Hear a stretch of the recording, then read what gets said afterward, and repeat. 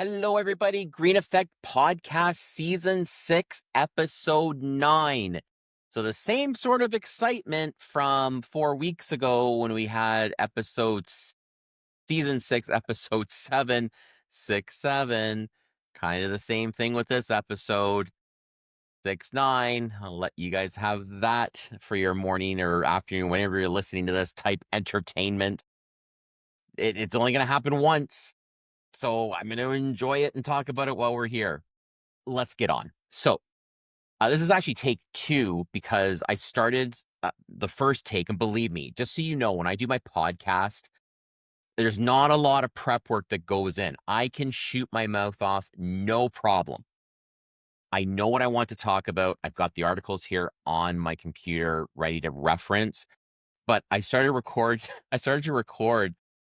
And I went in 8 different directions, and I'm like, I can't even follow where I am right now. So I was about 5 minutes in, and I stopped, and I'm just re-recording. This is actually take 2 of the 6, 9. All right, there we go. Maybe we'll leave that at that.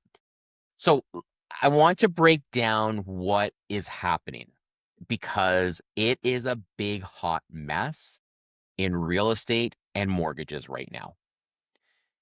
Obviously, all of the or a lot of the mess is coming from the uncertainty in the Middle East. So I want to talk about that first. And then I want to talk about what we're seeing in the market because it's changing constantly.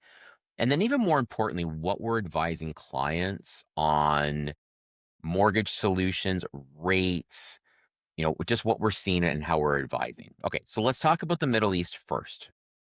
So I'll date this a little bit. As of this recording, Sunday, April 19th, because as you may or may not know, I usually record my podcast on a Sunday. There's a lot of kind of going back and forth. And so in the last couple of weeks, obviously we've seen a lot of the US and Iran trying to sort out their stuff, ceasefires and getting a deal. I hate that term, wanting to get a deal. Okay, it's like we're not selling cars here, right? We're managing countries. Like, can we use a different term? We want to come to an agreement. Anyway, they're trying to get a deal done. And Friday was an exciting time, and we saw it reflected in the markets where I believe the US announced that there's a ceasefire. We're good. We're reopening the Strait of Hormuz. And again, I'm sorry if I'm pronouncing that incorrectly, but it's being reopened because, as you probably know, that's at the heart of this whole thing, is that strait being open.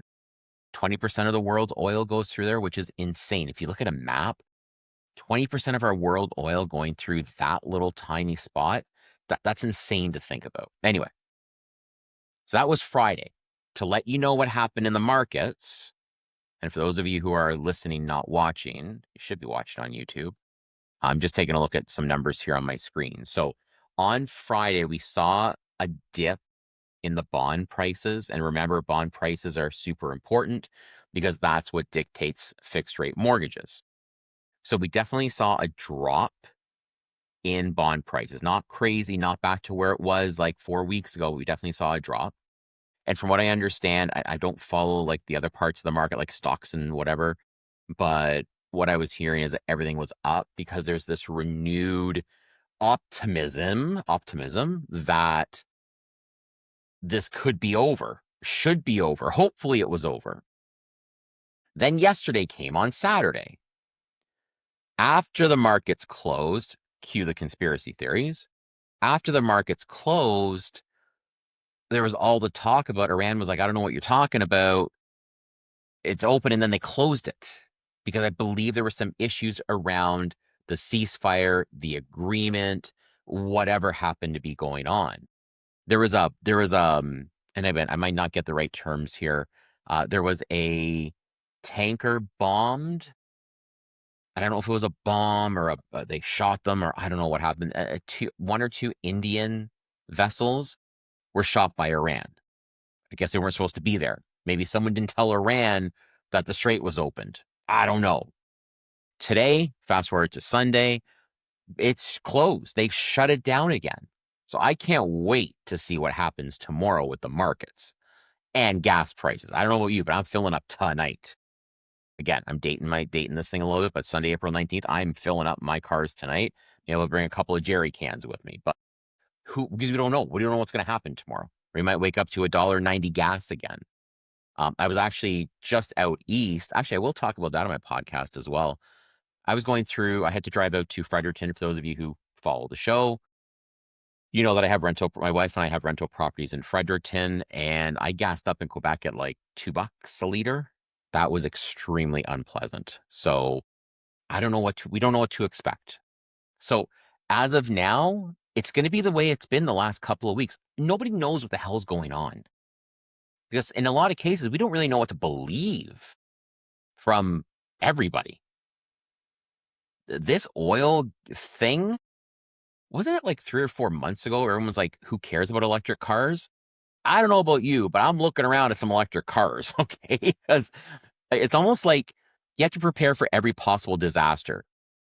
With this whole thing going on, you need one vehicle that's gas and one vehicle that is electric. It's like, got to prepare because you don't know. Is it going to be a fuel issue today? Is it going to be an electricity issue today? Don't know. Is that the new world we're in? Have one of each. Just crazy stuff. So that's the no news on the news in the Middle East. We still don't know what the hell is going on. After an exciting Friday of the Strait is open, gas prices could be dropping. By the way, it's going to take some time for gas prices to get back down to where they were. It's not going to happen overnight. I'm not an oil guy. I follow a lot of oil people on social media who seem to know what the hell they're talking about. They're all saying the same thing. Gas prices are not just going to drop tomorrow, the day that the Strait opens. It's not going to happen. So I don't know. We'll see. If you all know more than I do on this, drop it in the comments. I'd love to hear. But we just don't know. So how does this now move over into mortgages and real estate? Very simple. Consumer confidence is what's really rocking the boat right now, in my opinion. Yes, we have a lot of first-time home buyers out there kind of running around looking for homes through 1,000 different types of homes that are available, and they don't know what they want. But I will say, in talking to clients, there is a concern around what's next, what's going to happen. I'm going to talk about the HST thing in a moment. So, you know, in general, I think with real estate, yes, we're seeing prices come down. I don't know, this is going to sound very, you know, mortgage real estate agent type talk, but I don't know. Other than there's lots of inventory because we have lots of buyers, I think the drop in house prices is less about all like inventory numbers, stuff like that, and more about consumer confidence. I really, really do. I don't think it. I don't think it's just it's not in a silo. And so that's what we're seeing. We're seeing a lot of first-time homebuyers have a lot of opportunity to find stuff. It's out there. Maybe I will talk about the HST thing right now. So I want to be really clear on the whole HST rebate. So I'll talk about that. I believe federal government and Ontario government I think are working together. I don't know who's paying for this. Well, it's HST, so it's federal and provincial. Basically, there's no HST on new builds, first time home buyer, second time home buyer, doesn't matter, in Ontario for the next year. So if you follow me on social media, you're going to see stats that I put up around, for example, unsold inventory held by builders that's completed. That's high right now. It's ready to be sold. Now, what we're seeing, because now we've had about a week and a half, 2 weeks to see what's going to happen, we're hearing mixed things from builders and real estate agents. We're hearing that either builders are not moving their prices, saying, fine, we're going to pocket this extra profit. Some are dropping it. Probably, I'm going to guess the ones that are dropping their prices to take advantage of this HST thing are ones that are trying to get rid of their damn inventory. That makes sense. And some are in the middle. So if the HST rebate's 100,000, they're dropping at 50. Still a bargain. But I'll be honest with you, there's complete confusion on this whole thing. How does it actually work? When do you get it? Has it even started yet? There's a lot of things that are kind of floating around. Now, I want to be really clear on this HST rebate thing. This is not something that the governments have gotten together to do to increase affordability. Yes, it will help a little bit, but it's not the main purpose.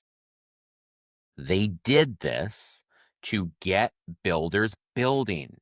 Again, if you follow me on social media, you know one of the most critical stats, too, that we follow.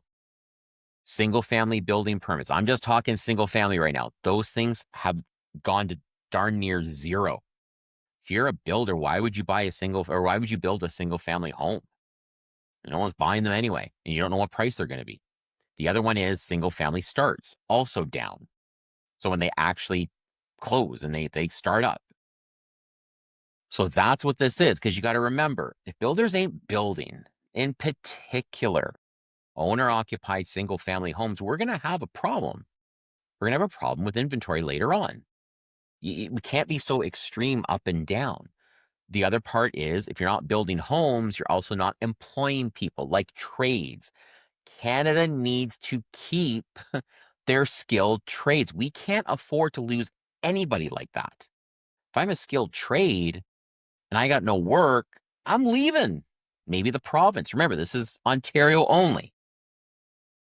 So I might be leaving the province. So Dougie, Dougie, Dougie, this is smart. Keep your tradespeople in house. And then, of course, in general, if homes are not being bought and sold, that means the governments are not getting land transfer tax. Lawyers aren't working. And I know everyone's like, oh, lawyers, who cares? It's just all part and parcel. Remember, lawyers have admins, they have paralegals, they have legal assistants. It's not just a lawyer. There's more. It's just employment in general, really. So this HST rebate is not just to help people buy more homes. It's so they buy more homes and keep everybody else in business. So remember that, because from the affordability perspective, if it was really about affordability, remember, let's say you're getting 50, 60 grand in rebates. That means it's 50, 60,000 less. That's going to help your payment. We're talking hundreds of dollars a month, not thousands. You're not all of a sudden going to be able to afford $1 million home when today you can afford 700. Like, it's not massive. If they wanted to move affordability, they would reduce the stress test, 35-year amortizations. That moves affordability. Now, one more note on the HST, and I'm going to come back and get back on track to where I was going with all this. We're already hearing this. This is coming up. Resale homes. If, as of a few weeks ago, you had comparable sold properties of a brand new build at 500,000 and a resale of 500,000, same homes, and now all of a sudden the new build is 450,000 and it sells, guess what's going to get hurt? The resale market. Because now you got a comparable sold property that is less. It's going to take a few months for this to ripple through on the close side, but I'm already hearing agents right now, they got resale listings and they're like, well, wait a second, this brand new build is this price. You got to reduce your resale because your comps are lower now. Unintended, not good consequence. That's not good. I know people are like, oh, prices have to come down. Absolutely fine, whatever. But be careful when these prices come down too drastically. And again, I know people are gonna be like, oh, too bad. If you own a house, you're privileged. Who cares? Okay, fine. But you got to remember, you can't bring down the whole damn economy because all of a sudden people's houses are just worth less overnight. You got to be careful with that. So, that's what's going on with that HST thing. Okay, so let me talk about what we're doing with clients right now with advice, with all this uncertainty and everything. Oh, sorry, one more thing, HST. Let me come back to that. I forgot this one little point. On the mortgage side, Okay, people are asking me as a mortgage person, what do we do? How does this impact us? Mortgage, nobody cares. It doesn't matter on mortgage side. Okay, this HST thing has zero impact on mortgages. What you have to be aware of, it's all about the purchase price. So whether there's HST in there or not, we don't really care. What we care about is the appraised value. Whatever the purchase price is the appraised value. Period. End of story. That's it. So if you buy, here's a really good example. If you buy a resale and you bought it for 500,000, we go to do an appraisal. Two brand new builds just closed at 450, comparable sold. You might be in a problem. All right. Now, hopefully your conditions in there, we do the appraisal, off we go, but that's what you have to be aware of. And that's the only thing we have to be aware of on the mortgage side. It's just the purchase price. Remember, when we're determining the value for mortgage purposes, it's the appraised value or purchase price, whichever is less. It's very simple. All right, let's move on from that. That's enough fun on HST taxes and stuff like that. How are we advising clients right now? Let me talk about this. So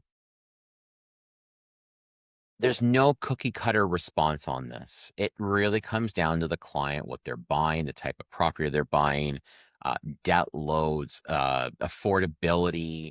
We really need to have a look at the big picture. And I think the one thing I like to do, I don't know if other mortgage brokers do this, but the one thing I like to do is I like to ask people where their comfort is. I'm like, okay, right, these are the buckets kind of we got available. Where do you see yourself? Are you the risky person? Are you kind of like me where you're going to nerd out and follow rates? Are you a set it and leave it type person? Okay. These are the things that we're talking to clients about because at the end of the day, I need to make sure when you take your mortgage rate for your new purchase that you're comfortable where you're at. So, our first time home buyers, for example, it's rare that they're taking variable right now, right? So you got 5-year, 3-year fixed in the low fours. Hey, uh, that's not too bad, all things considered. Yeah, the variable rate's better, high threes, but high to mid threes. But is that the best thing? Like, we don't know what's going to happen, right? We'll talk about Tiffy Boy and Bank of Canada coming up. Where do you buy into the possible rate increase, rate decrease? I don't know. Or do you take the 5-3, lock it in, and figure it out in a few years? If you're not a first-time home buyer, you're a second or a third-time home buyer, you got some equity built up. Maybe you're not 5% down, you're 20, you're 30% down. Maybe now you got savings. You're not maxed out on debt. Okay, you can take the risk of a variable. And that's why, and I'll toot my own horn, that's why we like to make sure we have our clients in our Rate Tracker Pro and Property Monitor Pro program, because that babysits the rates. Or Rate Shield Advance, where we set up a line of credit. If rates come down, we can advance funds, pay down the existing mortgage, create a new mortgage segment. Boom, off you go. You save a lot of money. If you want more info on any of those programs, DM me, let me know. But those are the types of things that, for us, from a solution perspective, we put into place to help protect our first time home buyer or second time, third time home buyer who is taking a variable. Now we can monitor it for them. And then I also think too, building in some flexibility, right? So if we go into like a Manulife One product or an open line of credit product or whatever the case may be, we're building that in to help manage risk. And then you throw our programs on top of that. Now all of a sudden you've got a real holistic review of your mortgage debt. So it's crazy, man. You got 3, 4, $500,000 of mortgage debt, and you monitor that less than a $20,000 TFSA. It doesn't make any sense. So, that's what we're doing with clients. It's a lot of, and I'm not a feelings guy, but how you feeling about this? How does this look? Are you comfortable? Right? Those are a lot of things that we're talking to clients about. Bank of Canada coming up week and a half, so it'll be in the timeline of this episode. Iffy Boy and his band of merry people, like almost a 0% chance. It's a 5% chance of a rate movement. Okay. The fuel, remember, I'm going to reiterate this again. Bank of Canada has one job. That job is to manage inflation. So inflation, yeah, we're expecting it to obviously go up because again, gas prices totally have gone up. Everything's gone up. Gas prices, which means food's got to go up. I've even heard of airlines adding fuel surcharges. So we know inflation's going to go up. But if it falls within their comfortable range of 1 to 3%, which it probably will based on the forecast that I saw, then they're probably not going to move prime. It's still going to be a wait and see scenario. But like I said, gotta read the comments. Very important. We've got to read what their comments are. Carolyn and Tiffy boy, right? The TNC show, CNT, TNC show. All right. We want to see what their comments are. Any Bank of Canada rate announcement, folks, it's not about the rate. It's all about the comments.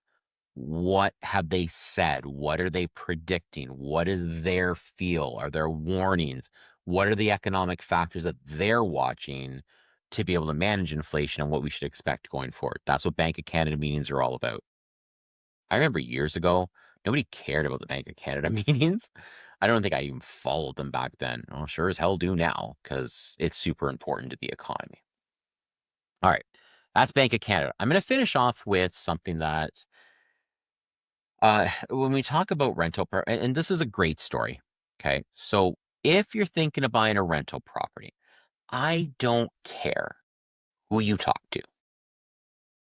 There's no such thing as a passive investment on a residential rental property. If anyone's like, oh, it's easy money, right? No problem. Collect the check, pay the mortgage, you done. Hell no. That's not what residential real estate investing is. It's just not. If you think it's going to be that, you are in for a shock. So this past weekend, again, for those of you who don't know, my wife and I, we have a couple of rental properties in beautiful Fredericton, New Brunswick.